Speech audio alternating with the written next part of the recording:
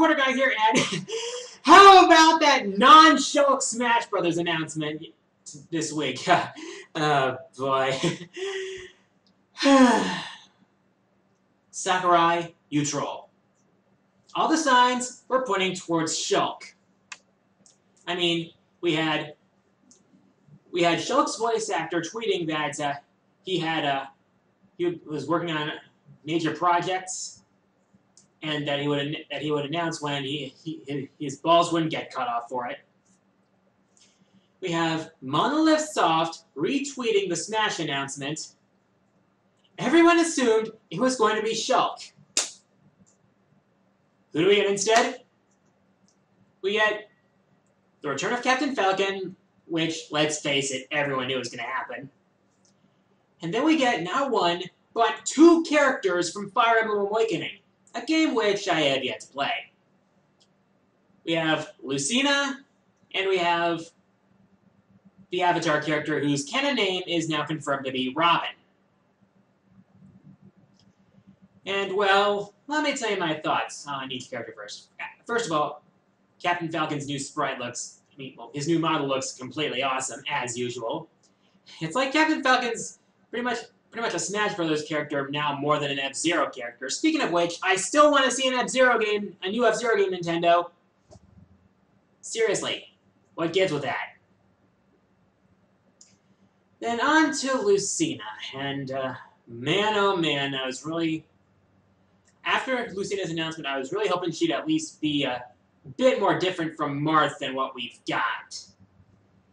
Basically, the main difference between Lucena and Marth is that Lucena is shorter and that she doesn't have to worry about where she is as long as her opponent's within the range of her blade. You see, with Marth, most of the damage is done by the tip of the blade. With Lucena, it's pretty much evenly distributed across the blade. But other than that, Lucena's moves are pretty much the same. And I can think of at least a few people who are let down by this fact. I mean, considering Sakurai wanted to get away from clone characters as much as possible, granted she's only like the second one, and she's only like the only seemingly legitimate clone character right now because, let's face it, Toon Link is different enough from Link to consider him a semi-clone. But yeah, it seems really disappointing. And then we get to Robin. I figured if we had to add another Fire Emblem character, and one from Awakening, why not add a mage, or at least someone who's capable of using magic? Thank goodness Robin's capable of using his tomes. And apparently they're implementing the game's main mechanic of being only able to use a tome or a weapon a certain number of times before having to throw it away. Which I think is a good idea. And, I mean, Robin himself, or actually him or herself, since he can play as both the male, or either the male or the female version of Robin,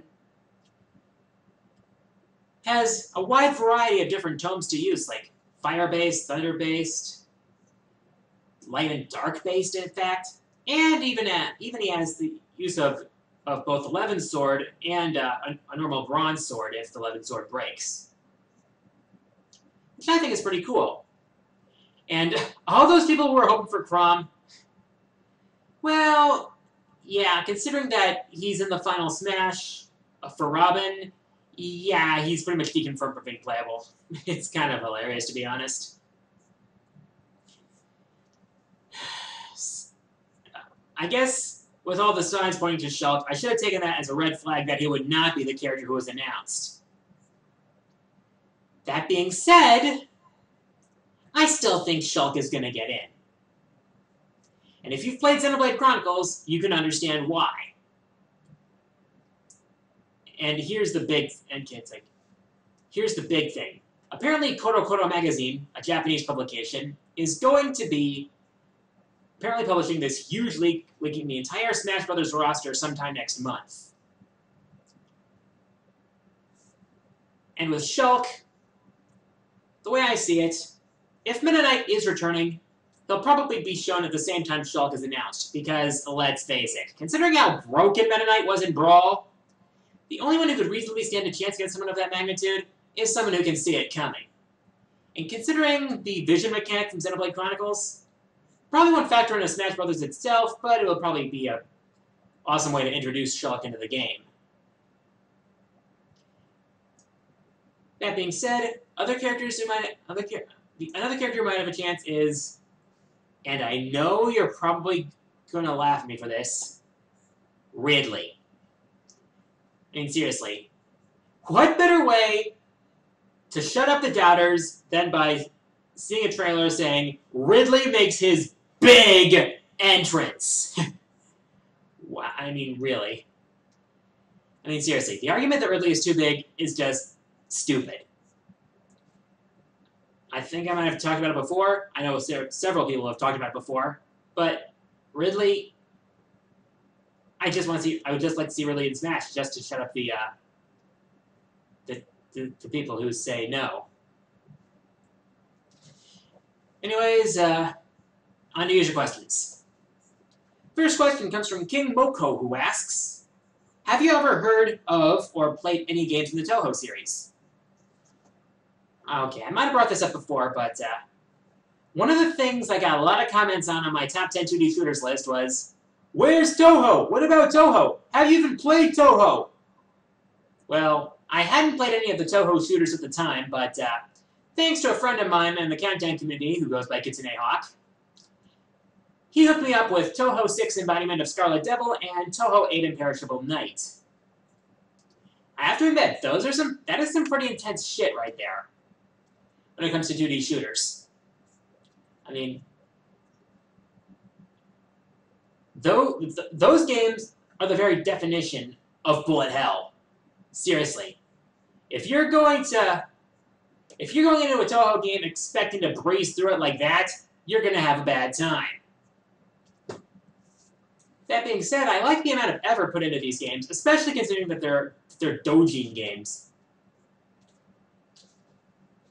By that I mean they're not done by major game companies or even indie publishers, but mostly by like a small group of people, if only one person.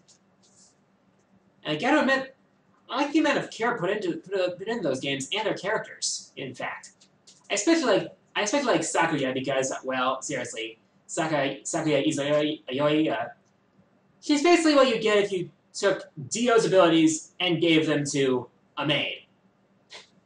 It's actually pretty hilarious.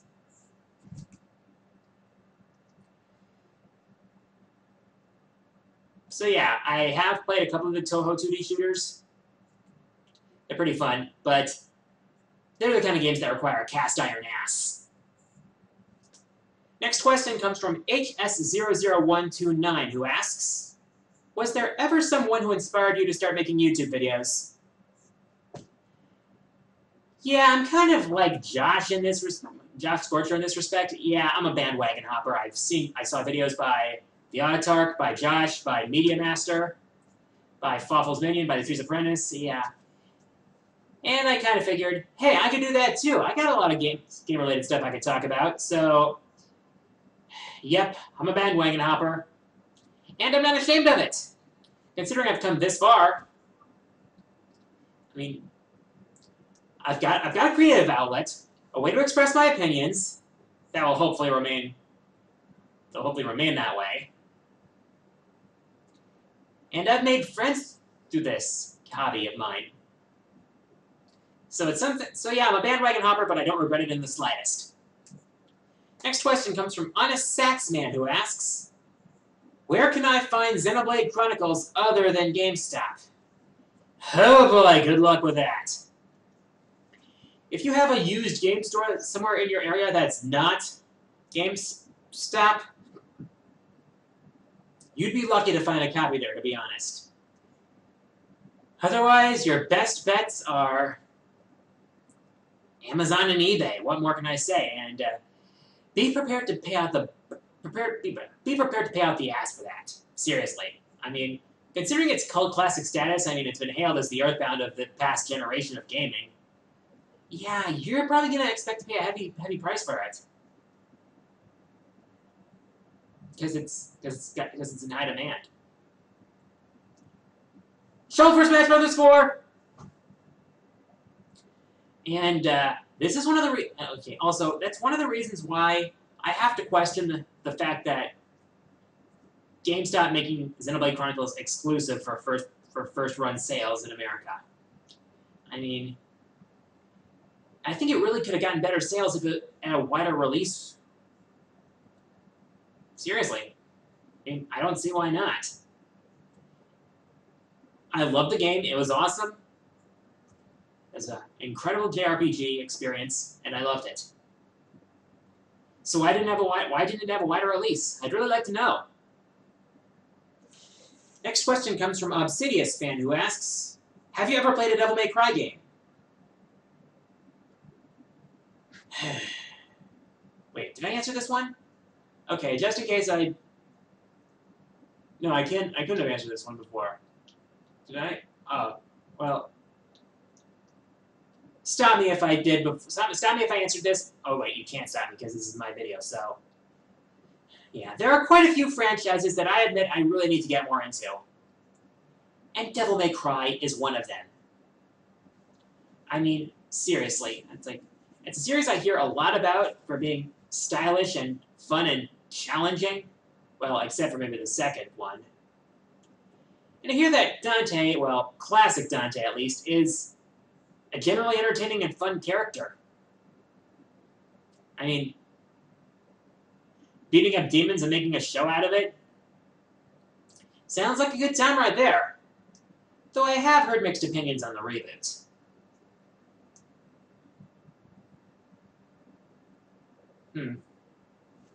Last question comes from MattFreeze57, who asks, does It Has to Be This Way go with every final battle? Have you tried putting it to the final battle with Sephiroth in Final Fantasy VII?